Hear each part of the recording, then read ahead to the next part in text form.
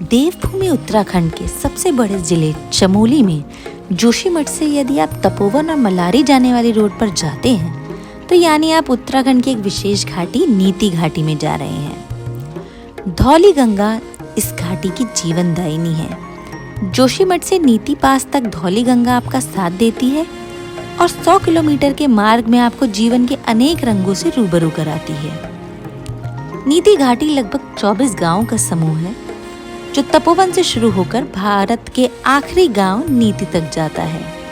नीति गांव के बाद सीधा भारत और तिब्बत की अंतर्राष्ट्रीय सीमा शुरू हो जाती है और इस बीच आप मलारी, गमशाली, द्रोणागिरी जैसे गांवों से रूबरू हो पाते हैं। ये एक जादुई घाटी है और यहाँ आपको रामायण में उल्लेखित संजीवनी बूटी के घर अर्थात द्रोणागिरी पर्वत के दिव्य दर्शन होते हैं। तो वहीं नीति गांव में आपको छोटा अमरनाथ यानी टिमरसैंण महादेव के अद्वितीय दर्शन होते हैं जो कुछ पलों के लिए आपको दूसरे लोक में ले जाने की क्षमता रखते हैं।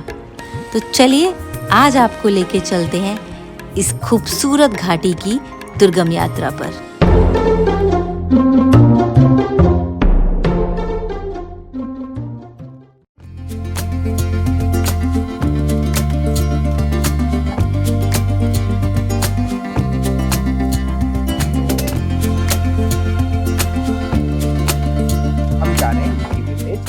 और मैं नीति विलेज की कहानी सुनाऊं उससे पहले थोड़ा सा मैं आपको अभी तक का फ्लैशबैक दे देता हूं। हालांकि हमने वीडियो यहीं से बनाना शुरू किया है। कल यानी 7 नवंबर को हम चले थे दिल्ली से और रात को आकर लगभग 10.5 घंटे की ड्राइव और 412 किलोमीटर ड्राइव करने के बाद हम आके रुक गए थे पीपल कोटी। तो अभी हम सुबह सुबह पीपल कोटी से नाश्ता करके निकले हैं। आज हम पीपल कोटी से नीति विलेज के लिए निकले हैं। नीति विलेज मैं आपको बताऊं, नीति विलेज है नीति वैली में। नीति वैली एक्चुअली अलकनंदा नदी की एक ट्रिब्यूटरी है धौली गंगा। तो धौली गंगा की जो वैली है उसे नीति विलेज के नाम पर नीति वैली कहते हैं और ये लगभग जोशीमठ से गांव जो है 80 किलोमीटर ये नीति विलेज है। और ये जो नीति वैली है पूरी, it is a group of so many villages जिसमें आपका तपोवन आता है, रैनी गांव आता है, आपका गमशाली आता है, मलारी आता है, बम्पा आता है और सबसे एंड में आता है नीति विलेज जो सबसे लास्ट विलेज कहा जाता है भारत तिब्बत बॉर्डर पर। अब ये जो नीति वैली है ना दोस्तों, ये नीति वैली फेमस थी एक्चुअली किस लिए? नीति वैली बहुत टाइम पहले मतलब 1962 से पहले भारत और तिब्बत के बीच में बिजनेस के लिए एक बहुत पुराना जो हिस्ट्री लोग जानते हैं वो जानते होंगे, एक सिल्क रूट नाम करके एक रूट हुआ करता था जिसमें चाइना से और मिडिल ईस्ट और यूरोप की तरफ सिल्क जाया करता था। तो वो रूट ये नीति वैली होते हुए जोशीमठ आकर और फिर नीचे प्लेन्स में उतर जाता था।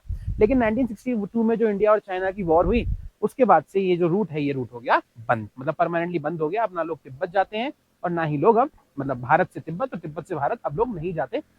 काश के रूट खुला होता तो हमारा तिब्बत में एक्सेस हो जाता और हम लोग पटोला पैलेस और जो मतलब तिब्बत की इतनी अच्छी अच्छी जगहें हैं बौद्ध धर्म से संबंधित वो घूम पाते। खैर चलिए देखेंगे कभी लाइफ में होगा।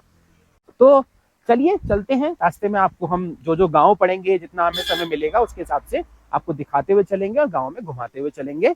अभी हमारा जो मेन एम है वो हम पहुंचते हैं जोशीमठ। जोशीमठ मार्केट को क्रॉस करके फिर हम पहुंचेंगे तपोवन। ओके, और तपोवन के बाद हम आपको वो जगह भी दिखाएंगे जहाँ पे 3 साल पहले बहुत गंदी बाढ़ आई थी रैनी विलेज के पास ऋषि गंगा में। ऋषि गंगा और धौली गंगा जो है तो वहां पर एक बड़ी गंदी बाढ़ आई थी, इसमें पूरा मतलब पावर प्लांट बह गया था। उसकी वीडियोज आपने पिछले साल 3 सालों में देखी होंगी कई बार। और उसके बाद हम रुकेंगे मलारी। अच्छा मैं एक बात बता दूं आपको, क्या है नीति वैली ना पहले बहुत लंबे समय तक आम टूरिस्टों के लिए बंद थी, लोग वहां नहीं जा सकते थे और जो जाने की परमिशन भी मिलती थी वो परमिशन मिलती थी with the help of permit. आपको एसडीएम से परमिट लेना पड़ता था, पूरा आर्मी जोन था।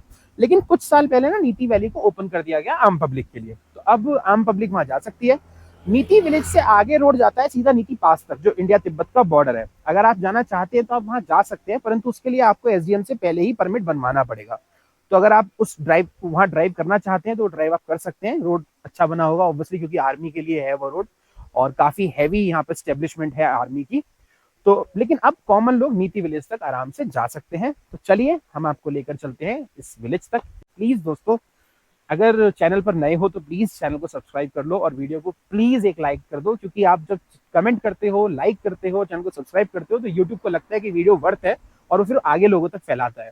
वरना हमारी वीडियोज में इन्फॉर्मेशन तो बहुत होती है, लोग देखते भी हैं, लोग बोलते भी हैं, लेकिन शेयर नहीं करते, लाइक नहीं करते, कमेंट नहीं करते, तो यूट्यूब उनको आगे नहीं फैलाता है। तो प्लीज हमारी मेहनत को थोड़ी सी आपकी जरूरत है, तो कृपया करके हमारी वीडियो को लाइक जरूर करें। चलिए चलते हैं आगे। इन बेहतरीन नज़ारों को देखते हुए हम लोग जा रहे हैं जोशीमठ की तरफ। रोड ऊपर चढ़ता जा रहा है। उधर कहीं जाना है उस पहाड़ के पीछे, है ना? पहाड़ के ऊपर जो रास्ता दिख रहा है उस पे जाएंगे हम अभी, और उसके बाद फिर हम पहुंचेंगे सीधा जोशीमठ के लिए। पहुंचाए हुए हैं जोशीमठ ऊंचाई पर है तो उसके लिए थोड़ी चढ़ाई करनी पड़ती है।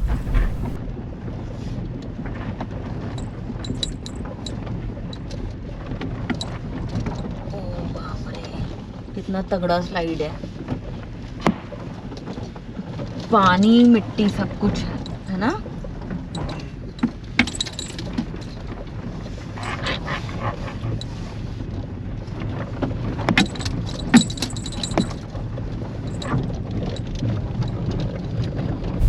रास्ता ना देखिए ओवरऑल ना बहुत बढ़िया है। मैं आपको बताऊं दिल्ली से लेकर और यहाँ तक रास्ता बहुत बढ़िया है।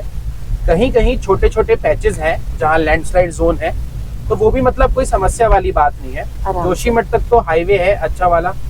जोशीमठ के बाद जो हाईवे है वो चला जाता है बद्रीनाथ की तरफ, तो वहाँ तो रास्ता अच्छा है ही।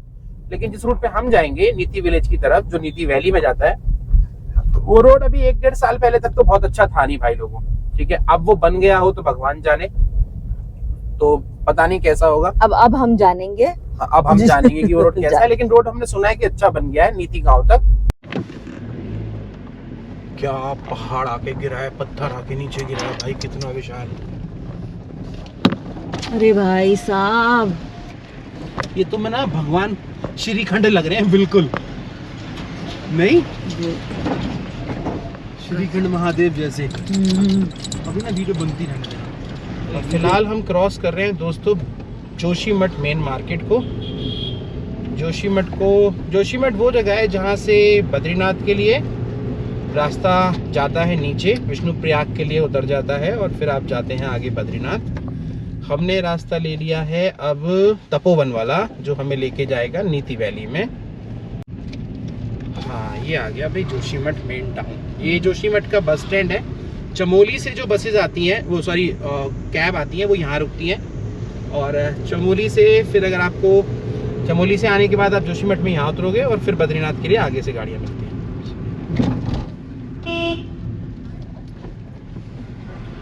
यार ये काफ़ी कंजेस्टेड हो गया। तो दोस्तों ये नीचे वाला रोड चला गया बद्रीनाथ के लिए, गोविंद घाट, हेमकुंड, और हम चढ़ेंगे ऊपर जो जाएगा आपका मलारी 62 किलोमीटर और नीति 85 किलोमीटर। और यहीं से अगर आपको औली जाना है जो फेमस है अपनी विंटर स्नोफॉल के लिए यानी स्कीइंग के लिए, तो वो रोड भी यहीं से जाता है। अब इस रूट पे हम जा रहे हैं दोनों भाई पहली बार जीवन में। तो फिलहाल हम लोग ना निकल गए हैं जोशीमठ से आगे। दरअसल तेल डलवाना था गाड़ी में था, लेकिन सेफ एंड साइड मैंने ना टैंक लगभग फुल सा ही करा लिया। हालांकि जाना हमें 100 किलोमीटर ही है और वापसी 100 किलोमीटर है।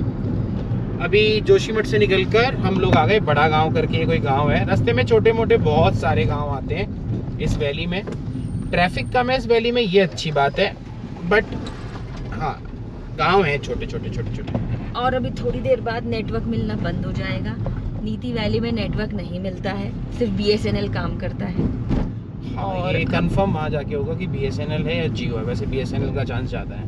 हाँ, और एक बात और जो हमें आपको बतानी थी भाई नीति के बारे में, तो विंटर्स में ना दरअसल नीति वैली और नीति विलेज और उसके आसपास के जो गांव है ना वहाँ के लोग नीचे आ जाते हैं, क्योंकि विंटर्स में वो जगह रहने लायक नहीं है। बहुत ज़्यादा बर्फबारी होती है और बहुत ठंडा हार्श क्लाइमेट हो जाता है।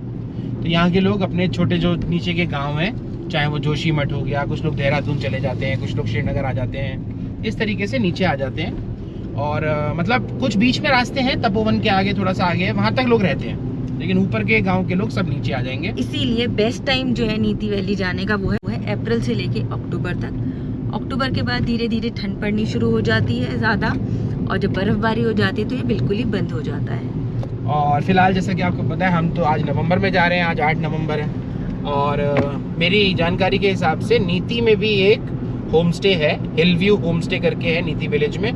तो आज का हमारा स्टे ना उसी होम स्टे में होने वाला है। मैंने होम स्टे के ओनर को कॉल कर दिया है। आपकी जानकारी के लिए मैं वो नंबर वहाँ पे डाल दूँगा।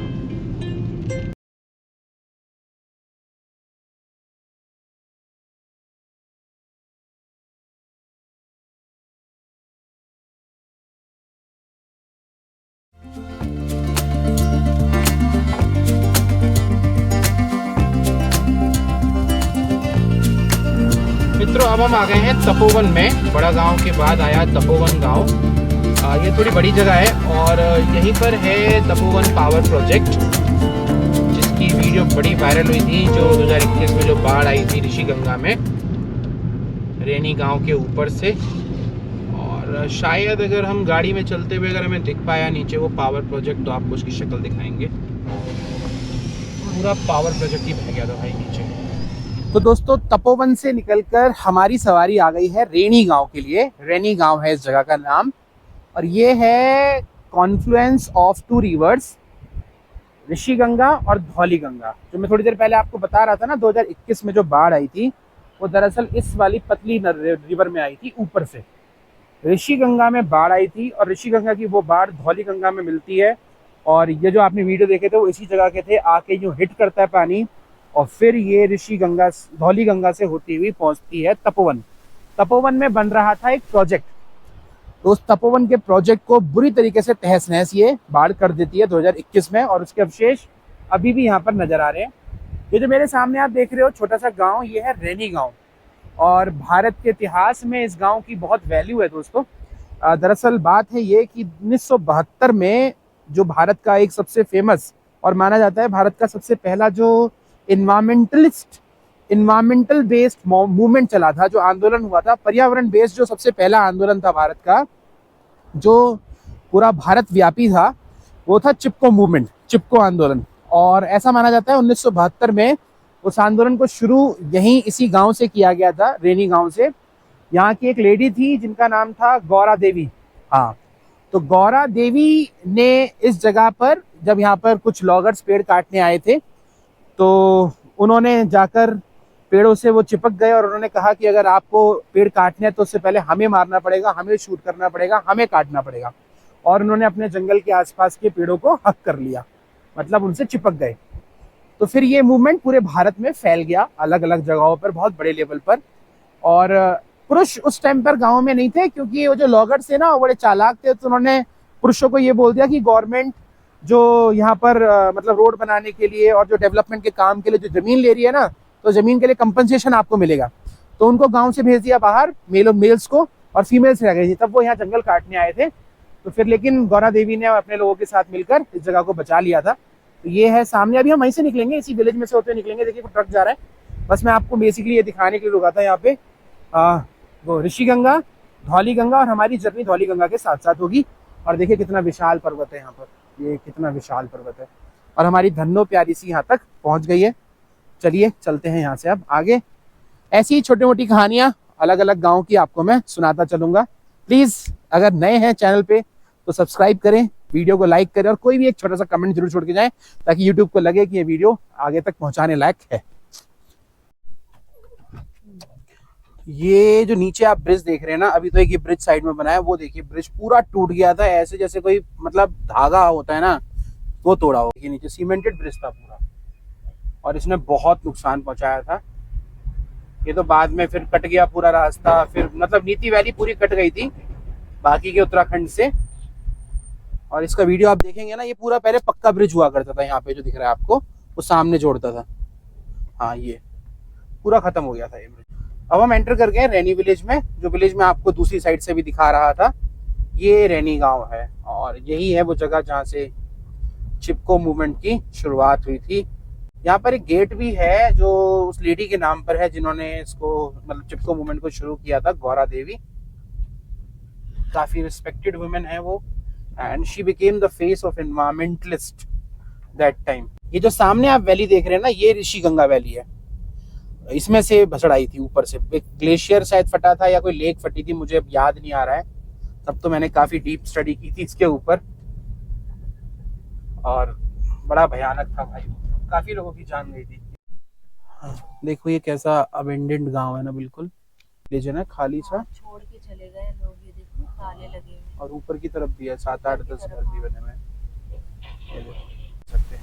अच्छा, इस रोड पे आने के बाद ना एक चीज हुई है, तपोवन आने के बाद से रोड हो गया बिल्कुल खाली, और एक आध कोई कार, वो भी लोकल कार नजर आ रही है। ट्रैफिक के नाम पर कुछ नहीं है। हमें पूरी तरीके से वो फील आ रहा है जैसे हम अरुणाचल में घूमा करते थे ना, तो ना वहाँ क्या होता था, मतलब कई किलोमीटर तक हम अकेले चलते थे। ये आ गया लता गांव, तो अब तक हमने जोशीमठ के बाद बड़ा गांव क्रॉस किया, तपोवन क्रॉस किया, रैनी गांव क्रॉस किया और अब आ गया ये लता गांव। और अब हम चल रहे हैं, जैसा कि आपको बता ही चुका हूं मैं, धौलीगंगा वैली या इसे कहते हैं नीति वैली।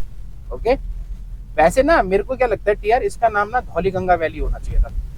हाँ, क्योंकि उसी रिवर के किनारे उसी रिवर के किनारे है, लेकिन वो गांव के नाम से पड़ गया नीति वैली। एक चीज जो और मैं आपको बताना चाह रहा हूँ यहाँ के बारे में ना, वो क्या है कि यहाँ पर लोग कौन से रहते हैं। जो नीति वैली है, इस नीति वैली में ज्यादातर जो लोग हैं वो हैं मतलब भूटियाज, जिन्हें रोंगपा कहा जाता है, गढ़वाली लैंग्वेज में रोंगपा कहते हैं। और वैसे इनका जो मतलब एक व्यापक जो स्तर पे नाम है वो है भूटियाज। भूटिया ट्राइब्स होते हैं ये। भूटियाज तो उधर सिक्किम वगैरह की साइड कई जगह है, वो पूरे हिमालय की इस रेंज में फैले हुए हैं। तो ये भूटियाज हैं और रोंगपा ही लैंग्वेज बोलते हैं। तो अब तो ये काफी मिंगल हो गए, इंटरमिंगल्ड हो गए हैं विद लोकल गढ़वाली पीपल। ऐसा माना जाता है कि इनका जो ओरिजिन है वो मंगोलियाड है। मंगोलियाड मतलब जो मंगोलिया के जो इनहेबिटेंट्स थे। तो ऐसा मतलब मैंने थोड़ा सा पढ़ा था, कितना सच झूठ है आप लोग भी थोड़ा इनपुट दे सकते हैं यहाँ पर मेरे को। तो उसी कम्युनिटी के लोग ज्यादातर यहाँ पर हैं और ये लोग जो भारत तिब्बत ट्रेड हुआ करता था उसमें बहुत इंपॉर्टेंट रोल प्ले करते थे। बहुत सारी वेजिटेबल्स यहाँ से वहाँ लेकर जाया करते थे और वहाँ से बहुत सारा सामान यहाँ लेकर आते थे। और जो बंजारे हुआ करते थे, जो और ट्राइब्स होते थे, वो फिर नीचे प्लेन से आकर इनके साथ ट्रेड करते थे। अच्छा। तो एक तरीके से ये इंटरकनेक्शन थे बिटवीन, हाँ, एक तरीके के मीडिएटर थे, क्योंकि ये लोग बहुत नीचे नहीं जाते थे और नीचे वाले लोग बहुत ऊपर नहीं आते थे। तो इन लोगों तक इस तरीके से ट्रेड होता था। लेकिन 62 के बाद वो सब खत्म हो गया। काश वो लड़ाई ना हुई होती ना, तो यार हमारा एक बहुत अच्छा पड़ोसी होता है एक चाइना, और हम हमारे सारे पड़ोसी बेकार हैं। हाँ, हमारे पड़ोसी सारे ही बेकार हैं लगभग। पड़ोसी किस्मत वाले को मिलते, तो किस्मत से मिलते हैं, वो कहते हैं सच ना। में सच में सच में। तो आप बहुत कुछ लाइफ में चुन सकते हो लेकिन पड़ोसी नहीं चुन सकते। तो हमारे पड़ोसी खराब है। अब लगभग हमारा जो डिस्टेंस बचा है ना नीति गांव का, वो बचा है 57 किलोमीटर। लेकिन उससे पहले जो एक इम्पोर्टेंट जगह आएगी वो होगी हमारी मलारी गांव। हमें थोड़ी देर मलारी गांव देखना है। आप लोगों ने कहीं ना सुना होगा, कुछ लोगों ने आप में से माना मलारी करके बार बार। हालांकि ये दोनों बहुत एक दूसरे से अलग अलग हैं। माना बद्रीनाथ वाली वैली में है, अलकनंदा वैली में, और जो मलारी है वो इधर नीति वैली में है। लेकिन इनका नाम ना लगभग कई लंबे समय तक साथ साथ लिया जाता था। ये देखिए ना, ऐसे पैचेस हैं थोड़े बहुत जो मतलब रोड जहाँ खराब है पैचेस में फिलहाल तक। तो बीच में बड़ा पत्थर है, बहुत बड़ा पत्थर दिख गया, गिर गया। वो छोटा सा था, जुड़ा हुआ था, वो उठ गया। इधर लेफ्ट राइट दिखा लो, वो उखड़ा हुआ पत्थर खड़ा था। वही पत्थर नीचे नुकसान पहुंचाते हैं भाई। ऐसे रोडों से ना हम बड़े रूबरू होते थे उत्तराखंड वहाँ और अरुणाचल में, नॉर्थ ईस्ट में हमारा बड़ा खून पिया इन रोड्स ने बहुत। मतलब यहाँ तो क्या होता है, थोड़े थोड़े दिखते हैं ऐसे, वहाँ बहुत होते थे। वहाँ तो लंबे लंबे स्ट्रेचेस हैं। हाँ, वहाँ लंबे लंबे स्ट्रेचेस होते थे ऐसे, और कॉन्टिन्यूस होते थे बैक टू बैक। ये कहानी थी। ऐसा रोड है मतलब बीच बीच में ना भाई। ये देखो कितना प्यारा विलेज दिख रहा है ऊपर ना। ये सूकी विलेज है ऊपर और नीचे एक ब्रिज भी बना हुआ है यहाँ पर। देखो ये ब्रिज, इसको आने जाने के लिए लोकल लोगों के लिए रास्ता दिख रहा है। फिर कितना अच्छा बना हुआ। शिवालय भी है यहाँ पर एक। अब हमने ना धौलीगंगा नदी को क्रॉस कर लिया। अब हम धौलीगंगा नदी के आ गए लेफ्ट हैंड साइड पर। ये देखो, और ऐसा नीति तक 2-3 बार और होगा। आप कभी धौलीगंगा के इधर, कभी धौलीगंगा के उधर। फाइनली धौलीगंगा आपके लेफ्ट हैंड राइट पर साइड पर रहेगी, जो कि चली जाएगी ऊपर नीति पास के लिए, और नीति गांव पीछे रह जाएगा। चलिए और दिखाते हैं आपको नजारे। नेहा को बोलूंगा एक गांव दिखाओ, नेहा एक बार जरा इधर। ये अबैंडन्ड गांव है ये, मेरे को लग रहा है शायद। हाँ, ये मतलब देखिए इस मौसम में वैसे भी लोग गांव छोड़ के चले जाते हैं, लेकिन कुछ गांव की शक्ल देख के पता चलता है कि मतलब हाँ, वहाँ तो काफी लंबे टाइम से लोग नहीं है। ये भी एक गांव है छोटा सा, और ये बिल्कुल मतलब 10-15 ही घर है यहाँ पर। अच्छी जगह है यार, बहुत अच्छी जगह। धौलीगंगा साथ साथ चल रही है हमारे। बहुत साफ पानी है धौलीगंगा का ना, बड़ा क्लीन, बिल्कुल साफ सुथरा वाटर। इस ढाबे का नाम क्या है? अचानक ढाबा। और एकदम से आ जाता है रोड पे अचानक से। और वैसे ये गांव जो है ये है जुम्मा गांव। जुम्मा सुम्मा जुम्मा गांव। 7-8 गांव आ गए हमारे सामने अब तक। हाँ, वाह, देखो कैसे रोड क्रॉस कर रहा है। ओए क्या भयंकर नाला है ये। हाँ,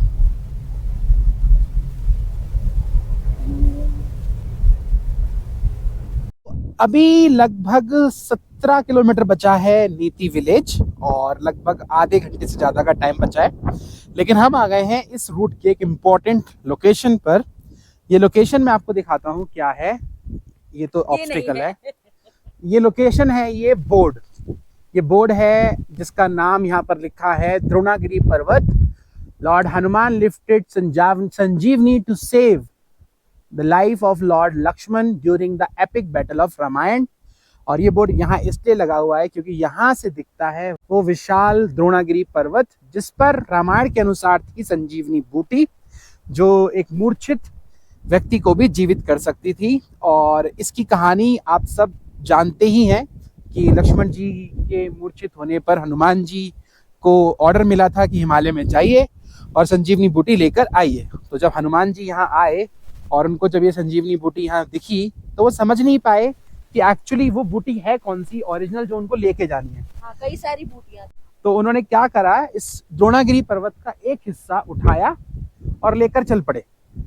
तो इस कारण से कहा जाता है कि कुछ लोग बताते हैं कि इस द्रोणागिरी पर्वत का ना एक हिस्सा टूटा हुआ भी लगता है, तो बीच में ना हिस्सा गायब है।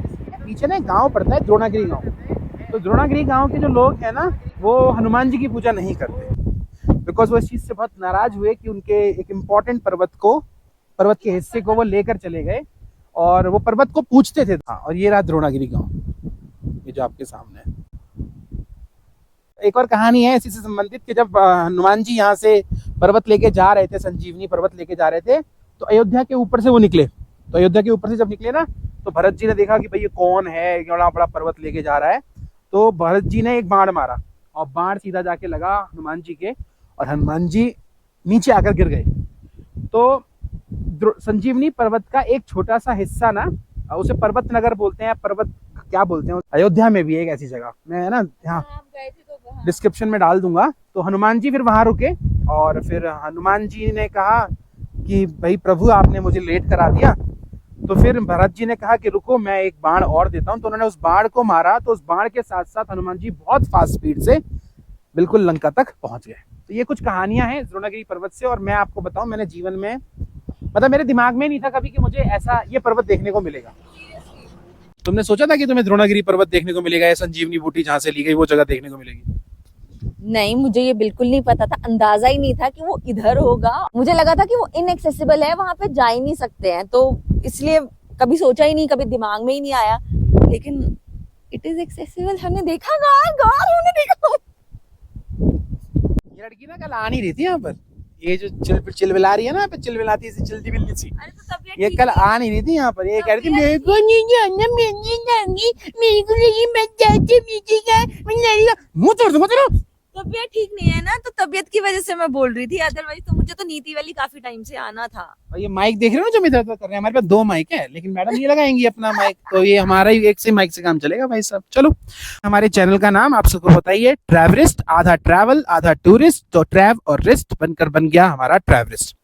एक अच्छा यहाँ पे शेड बनाया हुआ है, नाइस पॉइंट है। आपको ये बोर्ड ध्यान रखना पड़ेगा अगर इस जगह को देखना है। अब हम यहाँ से निकलते हैं नीति विलेज के लिए आगे।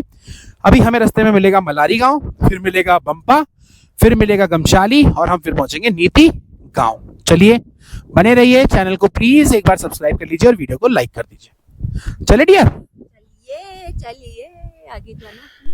कैसे डिसाइड करेंगे कहाँ से जाना है? वो बात नहीं।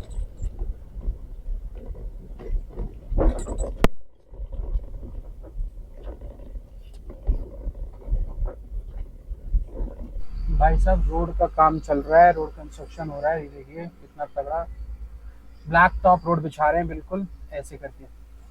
अब आशा है कि आगे तक रोड बना हुआ मिलेगा। बने रहिए आप हमारे साथ, देखते रहिए जर्नी। ये देखिए क्या रोड है, टॉप ब्लैक ब्लैक, ये अभी बनाते हुए आ रहे हैं। अब अगर उल्टा बनाते हुए जा रहे हैं, यानी कि जहाँ तक इनको बनाना था वहां तक इन्होंने दोनों तरफ से रोड बना दिया है। तो दोस्तों ये आ गए हम अब बहुत दूर दुनिया में, और इस जगह का नाम है मलारी। ये जो गांव आप मेरे सामने देख रहे हो ये है मलारी गांव। नीति विलेज से पहले जो सबसे इम्पोर्टेंट एक बड़ा गांव है वो यही गांव है, मलारी गांव। और इससे जस्ट 200 मीटर पहले अभी हमसे हमारी आईडी ली गई, मद्रास रेजिमेंट की एक यहाँ पर आर्मी की यूनिट है उससे। अब पहले क्या है ना, बहुत पहले रोड मलारी तक ही था और आम लोगों को सिर्फ मलारी तक ही आने देते थे, मलारी से आगे आना अलाउ नहीं था टूरिस्टों को। अब लेकिन आप रोड आगे चल गया है, वो देखिए जा रहा है रोड आगे की तरफ। और अब यहाँ से आगे गांव आएगा बम्पा, फिर आएगा गमशाली और फिर हम पहुंच जाएंगे नीति। मलारी से चलते हैं आगे, जगह बहुत खूबसूरत है। पीछे आर्मी का कैंप है, वो हम आपको नहीं दिखाएंगे, बस मलारी ही दिखाएंगे। अब हम निकल रहे हैं दोस्तों मलारी गांव में से। ये एक बहुत ही ऐतिहासिक गांव है, बहुत ऐतिहासिक और बहुत पुराना गांव है। अगर आप इसके रोड देख रहे हैं, घर देख रहे हैं, तो देखिए कितने पुराने घर बने हुए हैं। ये देखिए मिट्टी के घर और लकड़ी के घर मिला जुला के है, और अधिकतर घरों पे फिलहाल मुझे दिख रहा है ताला। तो ताला इस बात का सूचक है कि भाई लोग चले गए हैं अपने अपने घर यहाँ से नीचे, क्योंकि विंटर इज कमिंग। और यहाँ एक, हाँ, ये मंदिर का एक देखो पीछे, देखिए देखो साइड में कितना अच्छा ये घर बना हुआ है, मतलब बहुत पुराने घर हैं। एक हीरामणि का माता का मंदिर का है यहाँ पर, हीरामणि माता का मंदिर नीचे की तरफ जाके बहुत डीप, पूरा नीचे देखो। तो ये हमने क्रॉस कर लिया मलारी गांव अब खत्म, और अब हम मलारी से आगे निकल चुके हैं अगले गांव के लिए। बने रहिए हमारे साथ, देखते रहिए नीति वैली में नीति गांव तक की हमारी यात्रा। नीति विलेज तक की अपनी बाकी की जर्नी और बाकी के गांव हम आपको दिखाएंगे अपनी अगली वीडियो में, क्योंकि वीडियो ऑलरेडी बहुत लंबी हो चुकी है। तो मिलेंगे हम आपसे अगली वीडियो में, तब तक अपना बहुत ध्यान रखिए और देखते रहिए ट्रैवरेस्ट।